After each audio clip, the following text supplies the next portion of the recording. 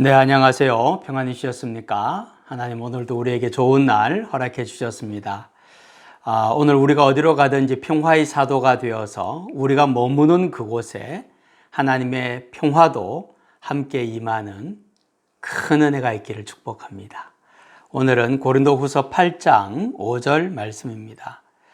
우리가 바라던 것뿐 아니라 그들이 먼저 자신을 주께 드리고 또 하나님의 뜻을 따라 우리에게 주었도다. 아멘.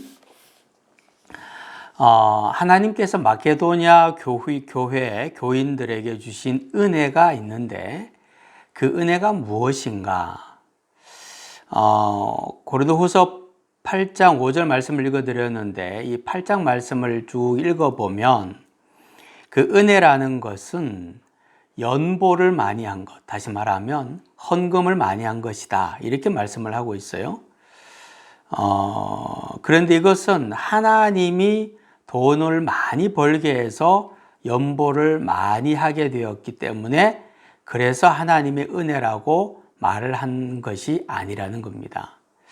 이 사건의 배경은 예루살렘 교회가 굉장히 경제적으로 어려움을 당했을 때 주위에 있는 교회들이 돕게 되는 그 모습을 이야기를 하는데, 마게도냐에 있는 교회 몇몇 교회가 온 힘을 다해서 그 예루살렘 교회를 돕기로 결정을 하고 헌금을 해서 그 헌금으로 예루살렘 교회를 돕는 과정을 설명을 하고 있습니다.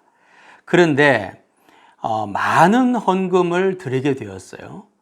그런데 어떻게 많은 헌금을 드리게 되었는가 하면 환난의 많은 시련 가운데서 넘치는 기쁨과 극심한 가난이 그들의 풍성한 연보를 넘치도록 했다, 이런 말씀이 나옵니다. 다시 말하면 환난도 있었고 극심한 가난도 있었지만 오히려 넘치는 기쁨으로 온 힘을 다해서 풍성한 연보를 하게 되었다고 이야기를 하는 거죠. 환난이나 가난이 더 많은 연보, 더 풍성한 연보를 막지 못했다는 겁니다.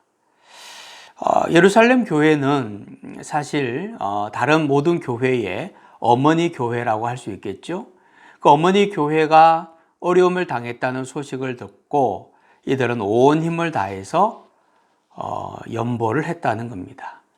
가난하고 고난 가운데 있고 힘든 상황 속에 있지만 더 힘을 내어서 연보를 했다는 거죠. 어떻게 이런 일이 가능했을까? 어떻게 가능했을까요? 오늘 읽어드린 그 말씀에 보면 그들이 먼저 자신을 주께 드렸다라는 말씀이 있어요. 나 자신을 주님께 드렸으면 다른 것 뭔들 주님께 못 드리겠습니까? 나 자신을 주님께 안 드리기 때문에 다른 것을 주님께 드리려고 하면 사실 힘들고 어렵게 느껴지게 되는 거죠. 이 구절을 읽으면서 그런 생각을 해봅니다.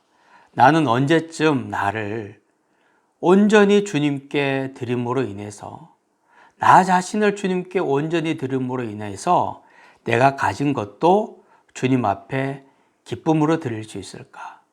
인색하지 않게 드릴 수 있을까? 그런 생각을 해봅니다. 주님의 것이 내 것임을 우리는 자꾸 고백하려고 해요.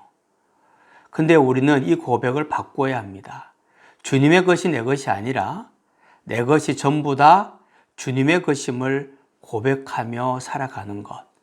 그것이야말로 성숙한 믿음의 사람의 고백이 될 것입니다. 주님의 것이 내 것이 아니라 내 것이 다 주님의 것이고, 그러기 위해서 먼저 나 자신을 주님께 온전히 드리는 삶, 그래서 내 모든 것이 주님의 것이라고 고백할 수 있는 믿음의 사람 꼭 될 수 있기를 축복합니다. 하나님, 자꾸 내 것은 내 것이고 주님의 것도 내 것이고 그런 욕심으로 살아가려고 하는 나의 모습을 봅니다.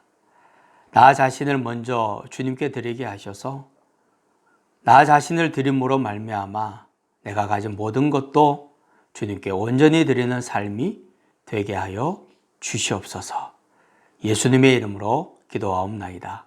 아멘.